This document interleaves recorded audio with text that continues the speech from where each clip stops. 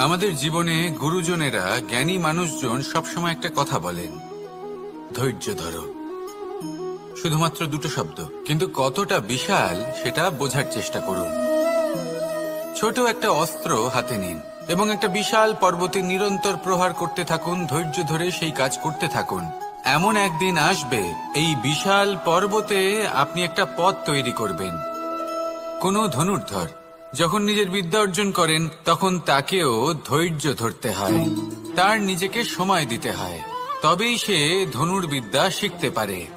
সেইভাবে আমাদের জীবনেও ধৈর্য ধরার খুব প্রয়োজন।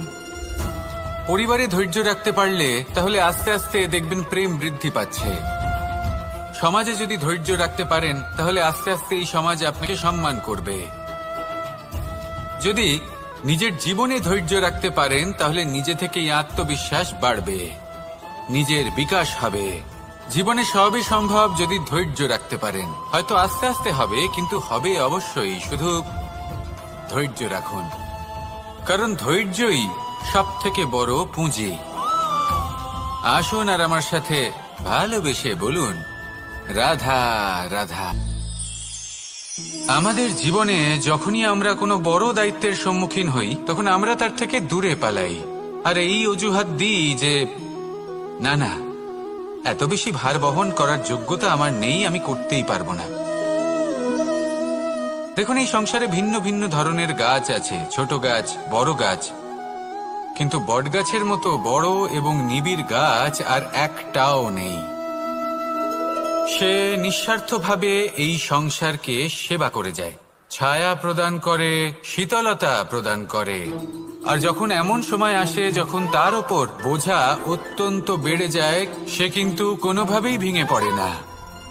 তখন সে নিজের নিঃস্বার্থ কর্মের ফল লাভ করে, সেই নিঃস্বার্থ কর্ম যা সে করেছে।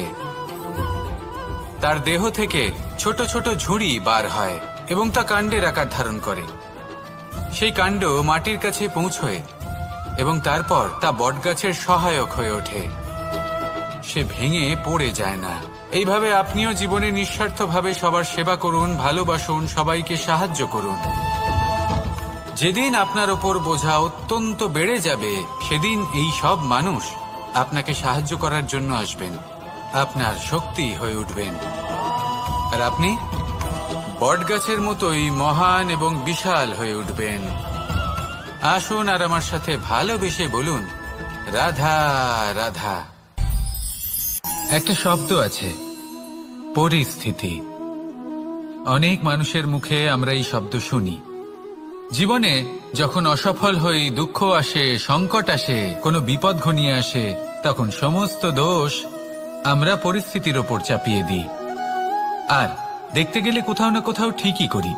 এই পরিস্থিতি প্রত্যেক দিনের মতো পাল্টাতে থাকে, কিন্তু এই দিন, এই রাত, এমন কেউ আছেন যিনি এর ওপরেও নিয়ন্ত্রণ সাধন করেন, আর তিনি হলেন সূর্য। ঠিক সেই রকমই আমাদের জীবনেও সূর্য হলো এই মন। যদি এই মনের ওপর আমরা নিয়ন্ত্রণ করতে পারি, তাহলে আমরা জীবনকেও নিয়ন্ত্রণ করতে পারব। প্রথমে এই মনের রাজা হয়ে উঠতে হবে। তাই মনে রাখবেন, যদি মন দুর্বল হয় তাহলে পরিস্থিতি আমাদের সমস্যা বলে মনে হবে। এই মন যদি স্থির হয়, পরিস্থিতি প্রতিস্পর্ধা বলে মনে হবে। আর এই মন যদি শক্তিশালী হয়ে ওঠে, তাহলে যে কোনো পরিস্থিতি আপনার কাছে একটা সুযোগ মাত্র, এমন এক সুযোগ যাতে অগ্রসর হয়ে আপনি মহান হয়ে উঠতে পারেন। এই মনের শক্তির বৃদ্ধি ঘটান, মহান হয়ে উঠুন, আর আমার সাথে ভালোবেসে বলুন, রাধা রাধা। খুব সুন্দর একটা কাহিনী আছে। একবার এক ব্যক্তি নিজের অসফলতার জন্য ত্রস্ত হয়ে সময় দেবতার তপস্যা করতে বসলেন। উনি তপস্যা করলেন এবং সময় দেবতা প্রসন্ন হলেন, মানুষের রূপ ধারণ করে ওনার সামনে প্রকট হলেন। এবার সেই ব্যক্তি ওনাকে জিজ্ঞেস করলেন যে কি এমন আছে যার জন্য আপনি বারবার জয়ী হন আর আমি চিরকাল পরাজিত হয়ে থাকি? কেন এত পরিশ্রম করা সত্ত্বেও আমি সাফল্য লাভ করতে পারি না? তখন সময় দেবতা উত্তর দিলেন যে দিন হোক বা রাত, ঝড় হোক বা ভূমিকম্প, রোদ হোক বা বৃষ্টি হোক, সময়ের সূত্রপাত হোক বা প্রলয়, আমি থামি না, আমি চলতেই থাকি। আর সেই জন্য যিনি থেমে যান তিনি পরাজিত হন, আর আমি জয়ী হই। এটাই আমাদের শিখতে হবে। জীবনে সবসময় চলতে থাকুন, কখনো থামবেন না। হ্যাঁ, কিছুক্ষণের জন্য বিরতি নিতে পারেন, বিশ্রাম করার জন্য, নিজেকে আরো সশক্ত করে তোলার জন্য, কিন্তু থেমে যাবেন না। নিরন্তর কর্ম করতে থাকুন, পরিশ্রম করতে থাকুন, তবেই এই সংসার আপনাকে মনে রাখবে। আসুন আমার সাথে ভালোবেসে বলুন, রাধা রাধা।